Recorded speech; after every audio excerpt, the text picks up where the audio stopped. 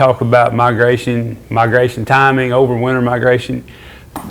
At some point in time, the Canada goose quit wintering in heavy numbers in southern Illinois and north Missouri, the Sumner, Missouri area. Where is it that we see that same thing happening again? I know all ducks are important. I'm a mallard guy, but at which point in time does that start to look like the same thing that happened with the Canada goose that now may be happening with mallard ducks? But for geese in particular, the Canada goose story is pretty well known and pretty well understood. That populations of Canada geese that historically moved all the way down into coastal Louisiana gradually started not going to Louisiana. Birds in Arkansas started to decline. More Canada geese started staying in southern Illinois or western Kentucky or Swan Lake, Missouri, and the population gradually shifted so that Louisiana didn't have any geese anymore, if any, and Missouri had a whole bunch of them. To be honest, that's where this term short stopping started to originate. Now that eastern prairie population of Canada geese doesn't even come to Missouri. So very few of them except in real extreme conditions. So now they're wintering in Minnesota, and the southern Illinois flock is wintering in northern Illinois or Chicago suburbs or whatever. The history of waterfowl management is rich from the Canada goose story. The Atlantic flyway population of Canada geese, the Mississippi Valley population, the Tennessee Valley population, the Eastern Prairie population, the Great Basin population. It's just almost all the Canada geese, the interior group in particular, and even some of the small ones shifted north. White fronts, we already started talking about. There's an increasing body of information showing white fronts gradually drifting farther north from a population proportional aspect. And Paul, you can comment on that if you'd like to.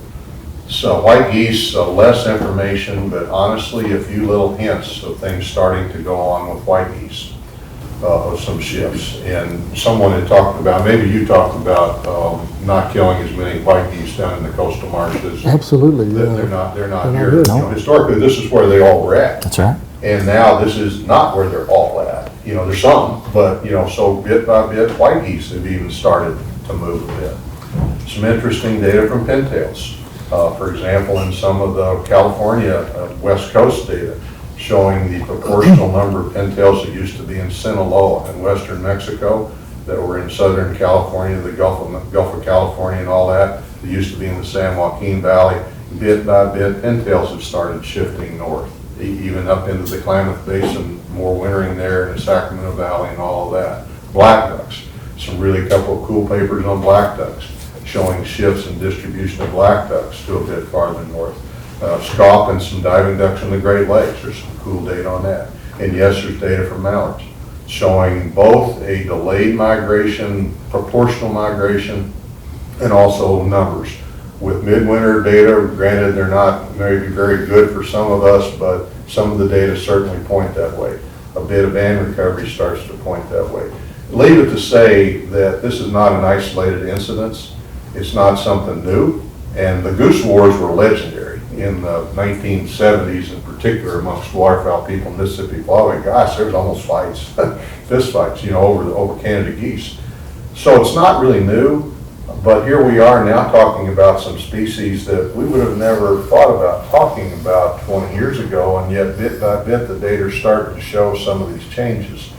So that was part of our discussion there, was that we need more data on that. Not only here, but everywhere in the Northern Hemisphere. There's data for the example that I always use, because it was the paper easiest for me to understand, from Sweden. Sweden is a country a lot like California with a lot of latitude, and white-fronted geese and mallards, that's why I use this example, white-fronted geese and mallards in Sweden are wintering hundreds of miles further north than they were 30 or 40 years ago. So it's not just North America, it's not just the Mississippi Flyway, it's everywhere in the Northern Hemisphere. Birds are wintering further north. It's not even just waterfowl, because if you look at the breeding bird surveys for some of the songbirds and shorebirds and some other ones, that some of those populations are shifting. And again, some of that then starts to get you asking hard questions. Well, you know, we're not shooting, well, hopefully we're not shooting some of these songbirds. Maybe in Louisiana you shoot them. But, you know, so there's some real things like climate, you know, that kind of make some sense. So these shifts of change and stuff over time. But anyway, back to the point that, so we started talking about what evidence we do have on some of those shifts. And there's enough evidence, and there's enough hard evidence, and there's enough conclusive evidence for like geese in particular, that it has happened and it's pretty marked. And there's enough circumstantial and even some hard data showing with certain duck species that it's going on. So your question's legitimate, Jim. This is not to scare people. The mallards are never going to come to Arkansas again, or the mallards will never come to Louisiana again, because they will, but relative proportions are starting to shift. So then it gets back to the questions about why. And then there's the short term. Well, did they not come here this year? I started this whole presentation discussion about the short-term proximate thing. Did they not go to Louisiana last year because it was warm in Missouri? Maybe. That may be part of it. But over 20 years, are there fewer birds in coastal Louisiana than there were 20 years ago? The answer is yes, there's fewer. That probably didn't have a lot to do with what happened last year. What happened last year. So how do you keep that, how do you combat that? How do you keep the traditional wintering areas traditional wintering areas? Is there a way to combat that, or is it just evolution? Well, as Larry said, the word tradition kind of offers all kinds of interesting definitions. But again, I go back to the evolutionary adaptations to the birds led to them using those locations because there was resources and there was survival and reproductive potential built into them going there. So if the world has changed, that it no longer matters if they go to Louisiana, I don't probably care what we do, they're not going to go there. If they can find a better deal, would you? I mean, what's so special to a mallard that it has to go to Louisiana? No. In fact, it went there was because it was cold up north and it found good things to eat and it didn't get killed. That's why they came down here. So we're in that world today that's changing. We're living in this adapting, evolving, changing world. Having said that, though, then are there things that have caused the change that we did, or we may have some ability to deal with? And those typically boil down to either habitat, which is why we spent 3 hours talking about this morning, or if in fact there are some harvest, some regulatory issues that we need to bring into the thought process of the equation, which is why we're having this discussion. And they're all, in my mind, legitimate things to talk about. We can very definitely prove, with Canada geese in particular, that harvest was probably the primary thing that caused some of the distribution changes. When I say the primary thing, it certainly was true that land use changes occurred.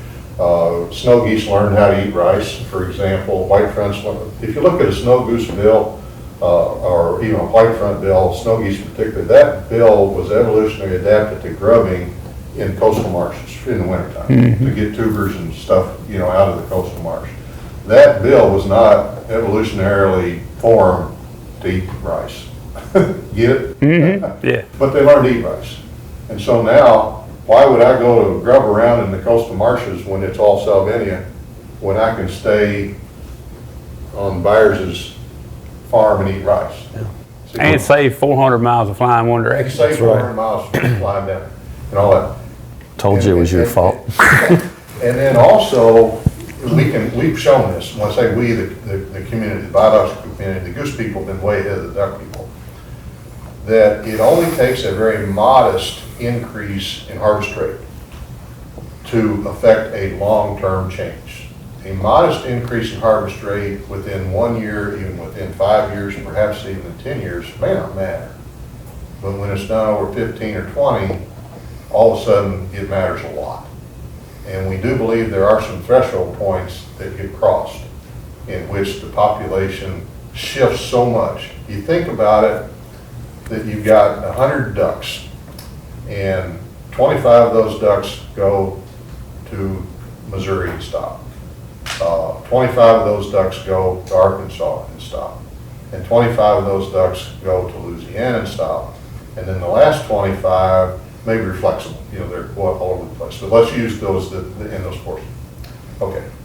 If we shoot 5 of those birds of those 25 in Louisiana, those 25, we shoot 4 of those in Arkansas, but we only shoot 3 of those 25 in Missouri. It's just a math exercise. You do the iterations over 10 or 15 years, and all of a sudden that 25 is turned into about 5 mallards in Louisiana, and it's turned into about 40 in Missouri.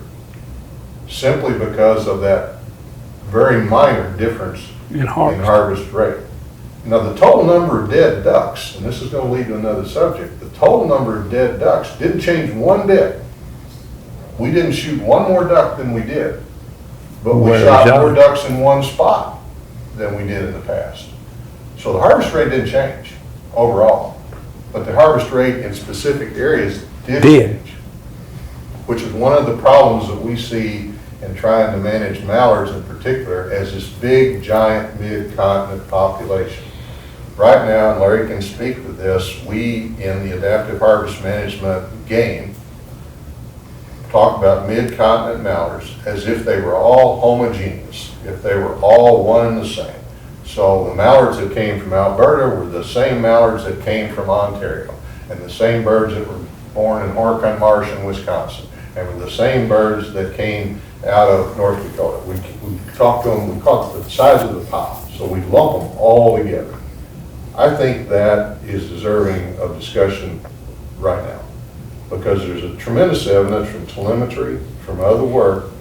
Maybe subpopulations is the wrong word for ducks. Maybe it's subunits, maybe it's some other defining thing. Paul, I don't know, you are younger and smarter than me and have a better way of looking at these data now.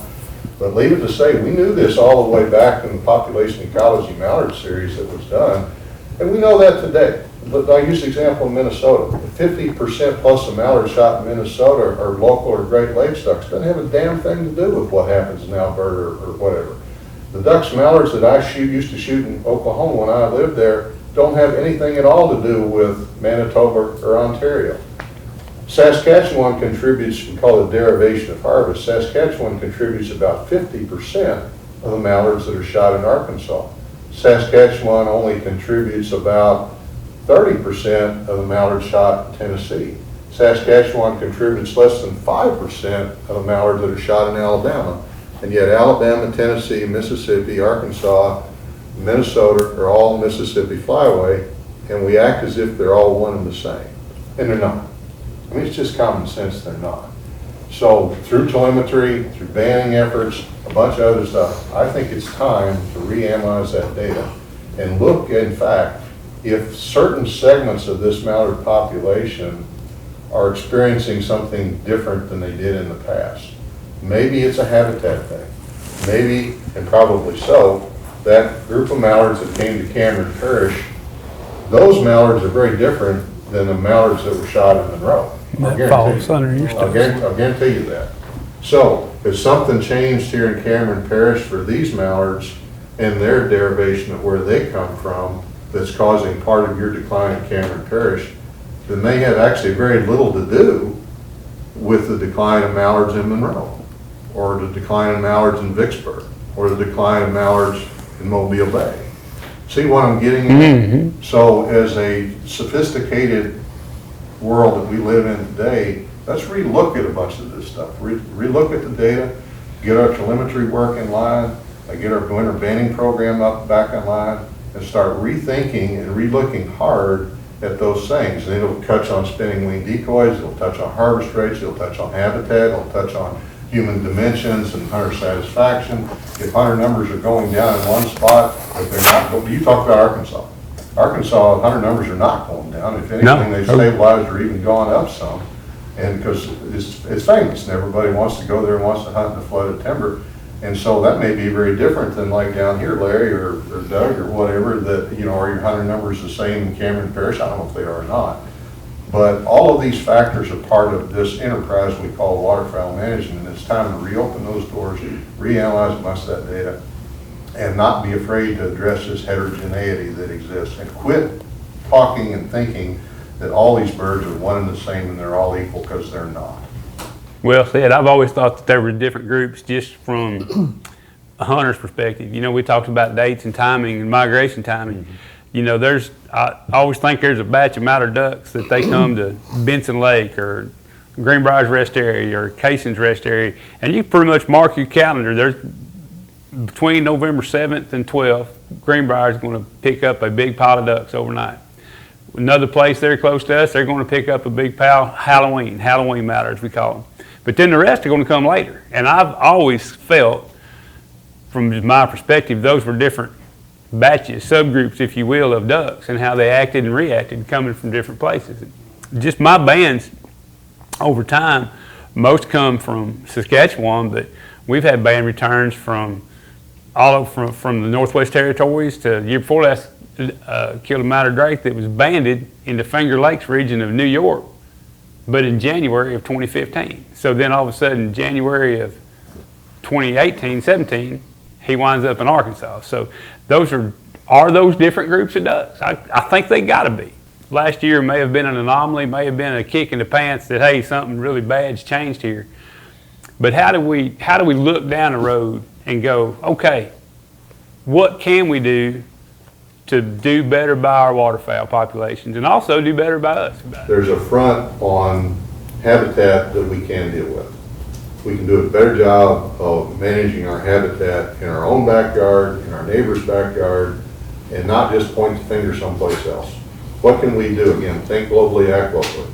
We're all in this enterprise again together. And what we do in Louisiana is going to affect Missouri. What Missouri does is going to affect North Dakota. What North Dakota does is going to affect Saskatchewan. What Saskatchewan does is going to affect Northwest Territories. So we all need to think not just so parochially, but we all are part of the solution.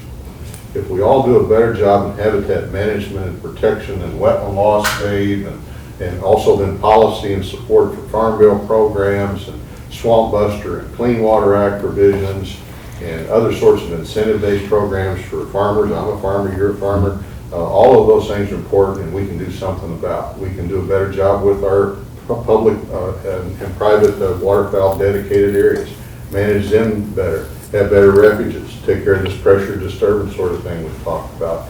Do a better job of making that the best place we possibly can. Because if you make yours better, your neighbor's is going to get better. Right. If his is better, his neighbor's going to get better. So everybody's got a role to play in this whole world of habitat management.